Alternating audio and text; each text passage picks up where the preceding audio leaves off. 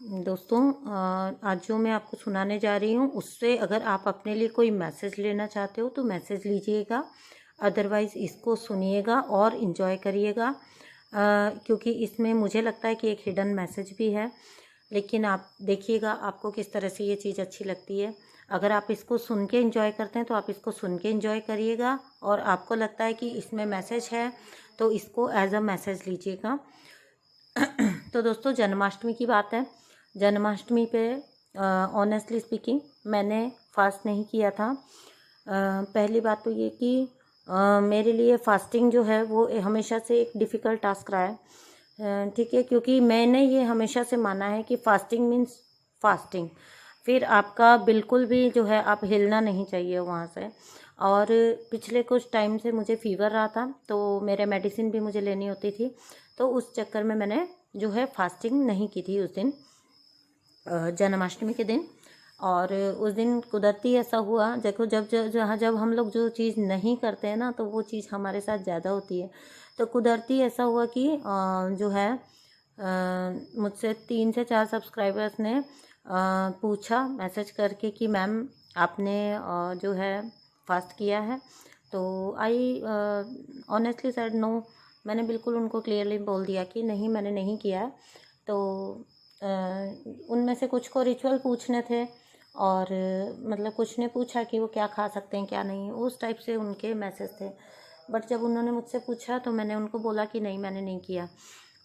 फिर उसके बाद में इवनिंग में I wanted to distribute something, तो because it was a big day, बड़ा दिन है और मुझे मन था, तो मैं गई और जो है जो भी करना था डिस्ट्रीब्यूट फ्रूट वगैरह वो लिया, और उसके बाद में उनको डिस्ट्रीब्यूट करते करते यहाँ पे कुछ खास बात नहीं है, क्योंकि मैं बिलीव नहीं करती कि अगर आप देते हो कुछ भी, अगर करते हो कुछ भी अपने हाथों से तो उसको आपको बताना चाहिए, लेकिन ये इंसिडेंट बताने के लिए ये ज़रूरी है।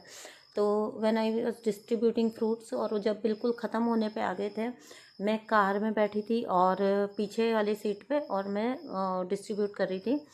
तो लास्ट जो बच गया था केला मेरे हाथ में, तो मतलब एक जगह पे मैंने दिया, वहाँ पे एक लेडी थी जो अपने बच्चे के साथ बच्ची के साथ थी फुटपाथ के ऊपर, छोटा सा बच्चा था उसके हाथ में। और उन लेडी ने जो है वो, जैसे होता है इवनिंग टाइम में, आपने भी अक्सर देखा होगा जो फुटपाथ या इस टाइप, मतलब ये जो लोग होते हैं इनके बच्चे बाहर खेलने लग लेते हैं, तो फुटपाथ के ऊपर ही कुछ दूरी पे शायद उसका बच्चा खेल रहा था। तो जब मैंने उन लोगों को फ्रूट दिए तो उस लेडी ने अपने बच्चे को, दूर जो खेल रहा था उसको आवाज़ दी। अच्छा, क्या हुआ था कि लास्ट का बनाना था, तो कार भी ना धीरे धीरे मूव कर रही थी, मतलब वो मूव करने लगी थी। तो हम आगे बढ़ रहे थे क्योंकि बस वो ख़त्म हो चुका था काम। तो चलते चलते अचानक से उस औरत ने अपने दूर जो बच्चा खेल रहा था फुटपाथ के ऊपर, उसको आवाज़ दी कि किसना तू भी ले ले। ठीक है, तो मैंने ये सुना, मतलब उस टाइम तो जैसे कि जल्दीबाजी थी ना, जैसे कार आगे मूव कर रही थी तो ध्यान हमारा उधर होता है। मुझे ये था कि मैं ये लास्ट वाला उस बच्चे को दे दूं। तो सॉरी दोस्तों, बीच में डिस्टर्ब हो गया था।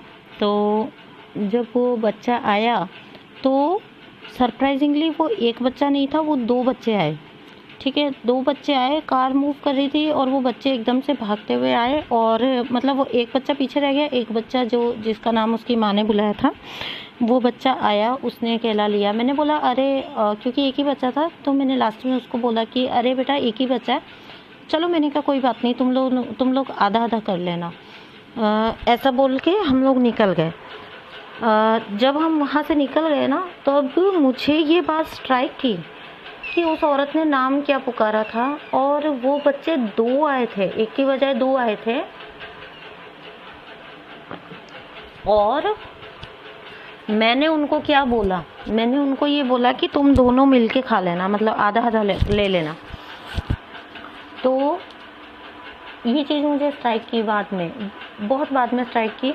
लेकिन मैं कहूँगी कि मैं यहाँ पे ये जोड़ना चाहूँगी कि मुझे नहीं पता कि वो जो बच्चा आए थे दो दौड़ के, वो साथ वाला लड़का था या लड़की थी। I don't know, really I don't know, मैंने गौर से नहीं देखा, तो मैं झूठ नहीं बोल सकती हूँ कि वो लड़का था या लड़की थी, मुझे नहीं पता। मैंने बाद में जब घर आई थी तब अपने फैमिली मेम्बर्स को पूछा था कि वो जो बच्चे दो भाग के आए थे उनमें से दूसरा कौन था, तो जनरली उन्होंने बोला कि लड़की, मतलब उनको जो लगा होगा तो उन्होंने बोला कि लड़की थी, पर मुझे श्योर नहीं है क्योंकि मैंने नहीं देखा था।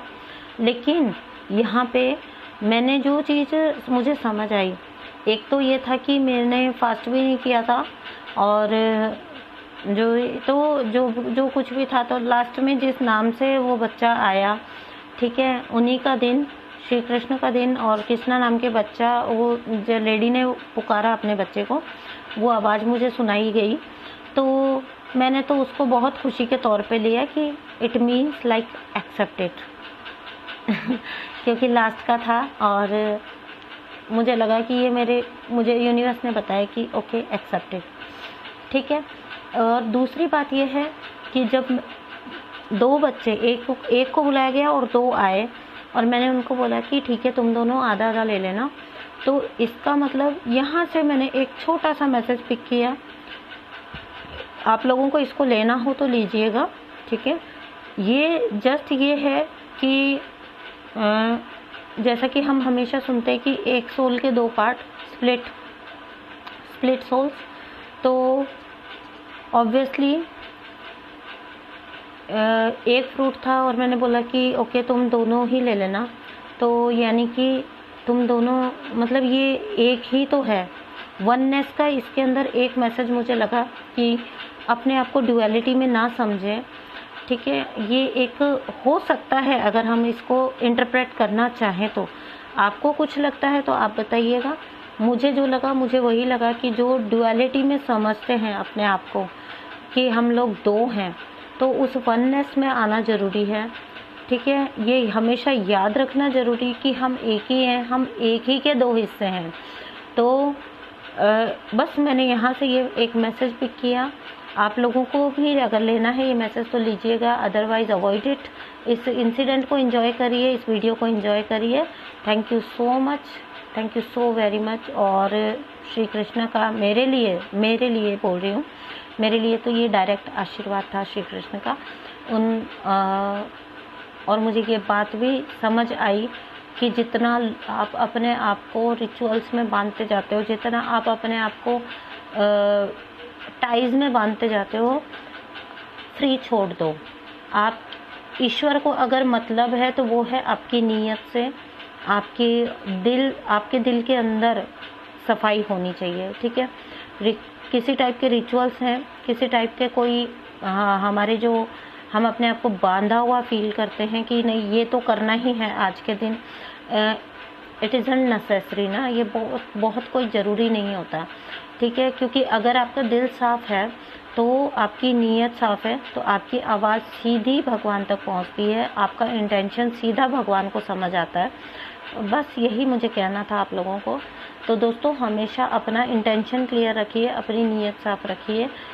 हो सकता है हम जीते हैं यहाँ ज़िंदगी, कभी कुछ चीज़ें हम कर पाते हैं, कभी कुछ चीज़ें हम नहीं कर पाते हैं, डजेंट मैटर।